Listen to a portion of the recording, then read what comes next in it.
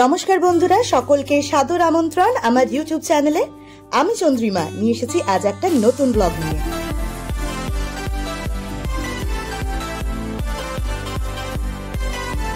Cinema দেখতে খুব ভালোবাসি, এমনকি প্রেগনেন্ট অবস্থাতেও সিনেমা দেখতে ছাড়িনি। কিন্তু মেয়ে হওয়ার পর আর কলকাতার সিনেমা হলে যাওয়া হয়নি। মেয়ে এখন 1.5 বছর। এই 1.5 বছরের মধ্যে একবার বাপের বাড়িতে থাকাকালীন বোন আর কাকিমার কাছে মেয়েকে রেখে সিনেমা দেখতে গেছিলাম। অনেক দিন পর এবার ননদ আর শাশুড়ি মায়ের কাছে মেয়েকে রেখে দেখতে এলাম অযোগ্য স্টার থিয়েটারে। স্টার থিয়েটার হলো কলকাতার একটি নাট্যমঞ্চ। এটি 1883 সালে স্থাপিত হয়েছিল। এই ভবনটি কলকাতার একটি ঐতিহ্যবাহী ভবন। 1990-এর দশকে একটি অগ্নিকাণ্ডে এই ভবনটি ভস্মীভূত হয়েছিল। 2000-এর দশকে কলকাতা পৌর সংস্থা বাড়িটি সারিয়ে আবার নাট্যমঞ্চটি চালু করে। এই ঐতিহ্যবাহী ভবনের দ্বারোদ্ঘাটন করেন তখনকার মাননীয় মুখ্যমন্ত্রী শ্রী বুদ্ধদেব ভট্টাচার্য। উপস্থিত ছিলেন শ্রী সুব্রত মুখোপাধ্যায়, মেয়র অফ কলকাতা। এই নাট্যমঞ্চটি স্থাপনে বিশিষ্ট নাট্য অভিনেত্রী বিনোদিনী দাসীর নাম বিশেষভাবে স্বীকৃত হয়।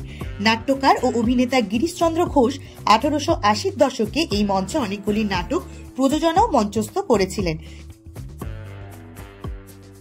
ঈশ্বরচন্দ্র বিদ্যাসাগর, রামকৃষ্ণ পরমহংসদেব ও রবীন্দ্রনাথ ঠাকুর এই মঞ্চে নাট্যাভিনয় দেখতে এসেছিলেন। হলে ঢুকে যা বুঝলাম তা হলো হল ছিল হাউসফুল। আর আসল চমক ঘটল তখন, যখন সিনেমা শেষ হতে না হতেই স্টেজে আলো জ্বলে উঠল আর সাথে সাথেই এন্ট্রি নিল অভিনেত্রী ঋতুপর্ণা সেনগুপ্ত। আমি তো খুবই এক্সাইটেড ছিলাম ঋতুপর্ণা সেনগুপ্তকে সামনে থেকে দেখতে।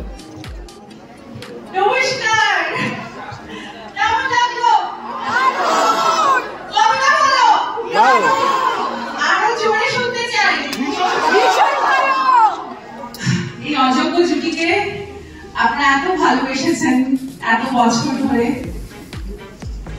আমার 30 বছরের জার্নি আর প্রসেনজিৎ চ্যাটার্জি 40 বছরের জার্নি।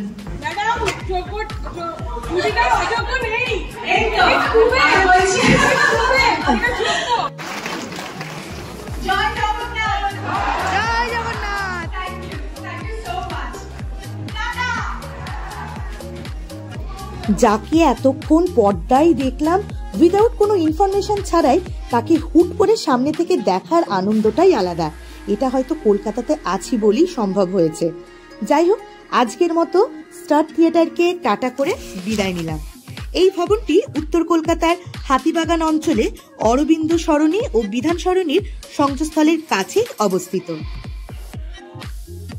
হাতিবাগান এসেছি আর কেনাকাটা করব না, এটা হতে পারে? হ্যাঁ, এই অসম্ভবটা সম্ভবপর হয়েছে আজ।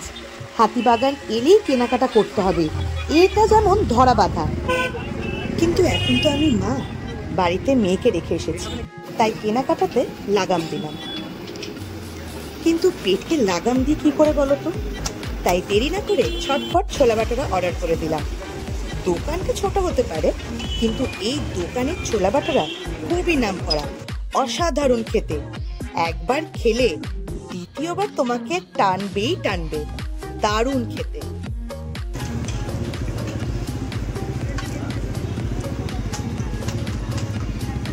যা গরম পড়েছে, মনটা একটু ঠান্ডা ঠান্ডা করছিল, তাই ম্যাঙ্গো লস্যি অর্ডার দিলাম। উফ, কি শান্তি কি শান্তি! এই গরমে চরম শান্তি এই লস্যিটাই হয়তো দিল। দেখেও তৃপ্তি, খেয়েও তৃপ্তি। আহা!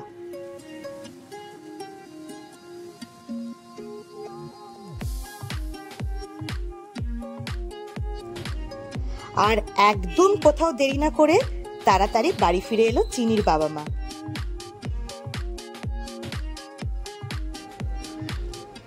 দেখা হচ্ছে আবার অন্য কোনো ভিডিওতে। সাথে থাকুন, পাশে থাকুন। টাটা।